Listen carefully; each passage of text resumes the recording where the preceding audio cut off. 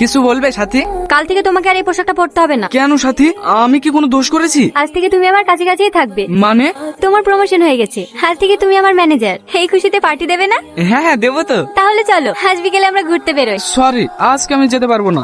কেন? আসলে আমি একটা ফ্রেন্ডকে ঘুরতে যাবো বলে কথা দিয়ে ফেলেছি, তুমি কিছু মনে করো না প্লিজ। ঠিক আছে যাও। ড্রাইভার গাড়ি ঘোরাও। কেন ম্যাডাম? গাড়ি ঘোরাও।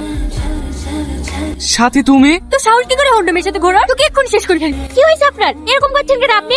আমি আর পারছি না সব কথা বুকের ভেতর চেপে রাখতে। তুমি কি বোঝো না আমি তোমাকে কত ভালোবাসি? তোমার পাশে অন্য মেয়েকে দেখলে আমার মাথায় আগুন জ্বলে ওঠে। দেখো সাথী, আমি তোমাকে সম্মান করি ঠিকই, কিন্তু ভালোবাসতে পারবো না। কেন? কি নেই আমার? আমি কি দেখতে খারাপ? গাড়ি বাড়ি টাকা পয়সা সবই তো আছে। কি চাই তোমার বলো? বলো না রোহন, ভালোবাসবে আমাকে? রোহনকে আমি ভালোবাসি। এ কি বলছো মায়া? আমি তোমাকে বন্ধু হিসেবে না, নিজের জীবন সঙ্গী হিসেবে পেতে চাই। কি বললি? সাথী, আমি তোমাদের কাউকে ভালোবাসতে পারবো না, থাকো তোমরা নিজের মতো। রোহন, রোহন।